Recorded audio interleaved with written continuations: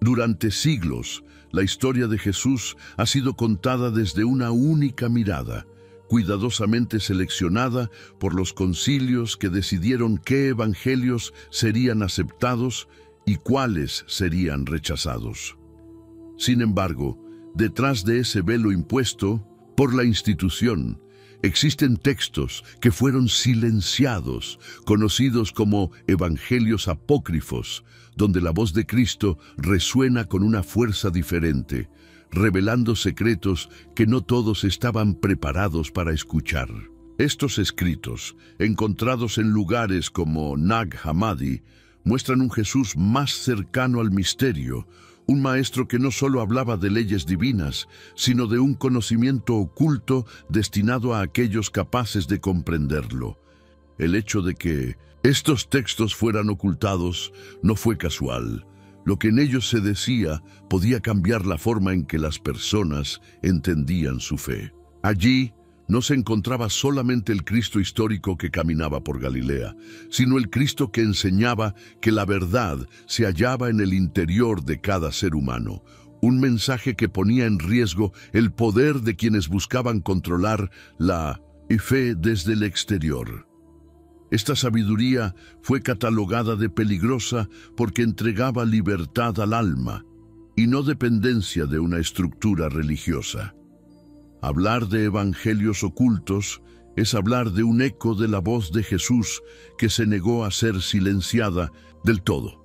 Aunque los concilios intentaron enterrarla, esa voz ha sobrevivido, esperando el momento de ser escuchada nuevamente. Y es en ese eco donde comienza el camino hacia la verdadera sabiduría perdida, un sendero que nos invita a mirar más allá de lo oficial y a descubrir que las enseñanzas de Cristo fueron mucho más profundas de lo que la historia tradicional nos permitió conocer.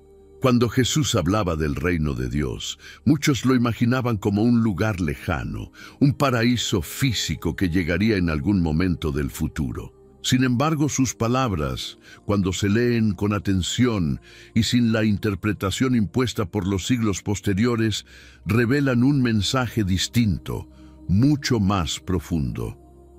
Jesús señalaba hacia adentro, hacia ese espacio invisible que habita en el corazón del hombre, y afirmaba con claridad que el reino de Dios está dentro de vosotros. No hablaba de templos de piedra ni de reinos terrenos, sino de un despertar de la conciencia, de la posibilidad de encontrar a Dios en lo íntimo de cada ser.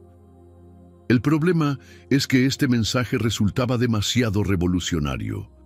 Si el reino no dependía de sacerdotes, rituales ni intermediarios, sino del propio despertar del individuo, entonces el poder de las instituciones quedaba en entredicho. Por eso, con el tiempo, la interpretación fue desviada hacia lo externo, hacia la espera de un cielo lejano, mientras la enseñanza original se desvanecía bajo capas de tradición.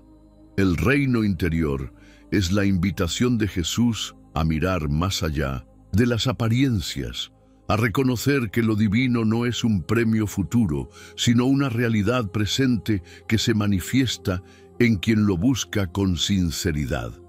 En este sentido, sus palabras eran un llamado a la transformación personal, no a la simple obediencia. Comprender el reino como una experiencia interior significaba romper las cadenas del miedo y descubrir la libertad espiritual. De esta manera, lo que parecía un mensaje sencillo se convierte en un secreto poderoso. El reino no se espera, se despierta. Y solo aquel que se atreve a mirar dentro de sí mismo puede encontrarlo y vivirlo aquí y ahora. Jesús rara vez hablaba de manera directa. Sus palabras estaban envueltas en parábolas, relatos sencillos que parecían destinados a campesinos, pescadores y hombres comunes. Sin embargo, detrás de esas imágenes simples se escondían auténticos códigos de sabiduría, diseñados para ser entendidos solo por aquellos dispuestos a profundizar. El que tenga oídos para oír, que oiga, decía, marcando la diferencia entre escuchar y comprender. cada parábola contenía múltiples niveles de lectura. La semilla que cae en tierra fértil no es solo una metáfora agrícola, sino la representación del alma que acoge la verdad y la transforma en vida plena. El hijo pródigo no es solo una historia de reconciliación familiar, sino un mapa del retorno del ser humano a su origen divino, tras perderse en la ilusión del mundo. Así, lo que parecía moralidad cotidiana se convertía en un manual espiritual para el despertar interior. El uso de símbolos respondía también a una necesidad: proteger el conocimiento.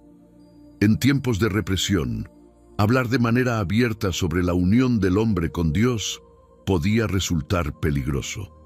La parábola se convertía en un escudo, en una forma de transmitir lo eterno a través de lo cotidiano, permitiendo que la enseñanza sobreviviera incluso si no era comprendida por todos.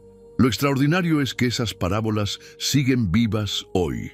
A través de los siglos, cada generación ha encontrado en ellas un reflejo distinto, una clave nueva para su propio camino.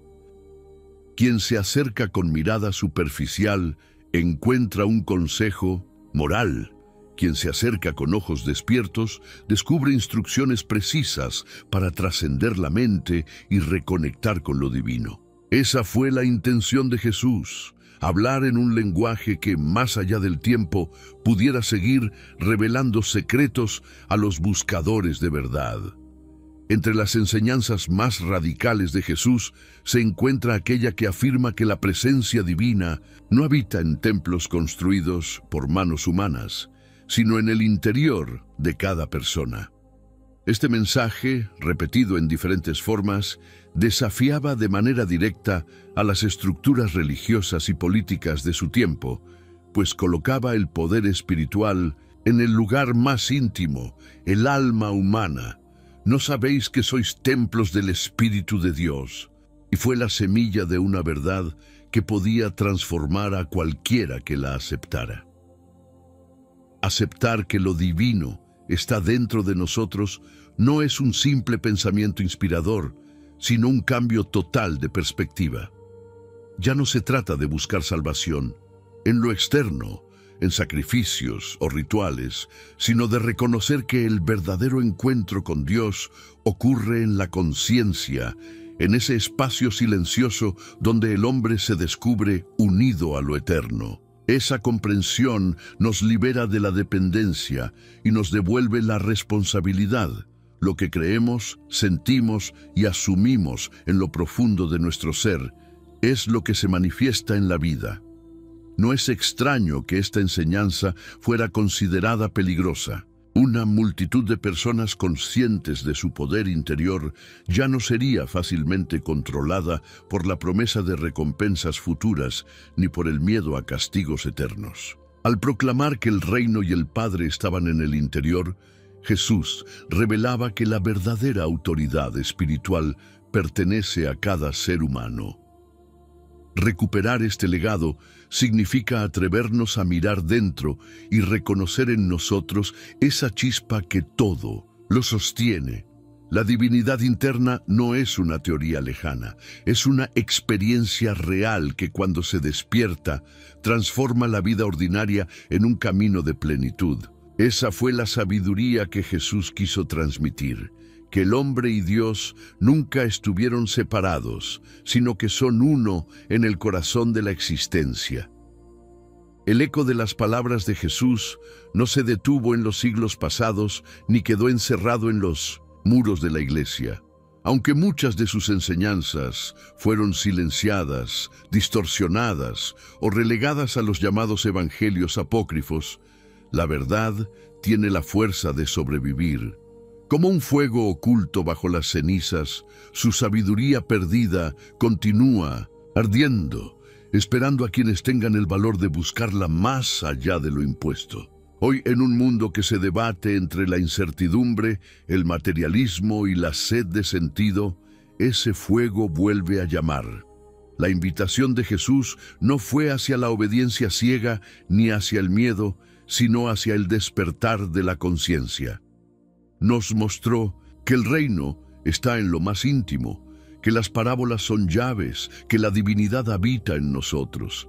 Ese legado oculto es más actual que nunca, porque nos libera de la dependencia externa y nos recuerda que cada ser humano tiene la capacidad de transformar su vida desde dentro.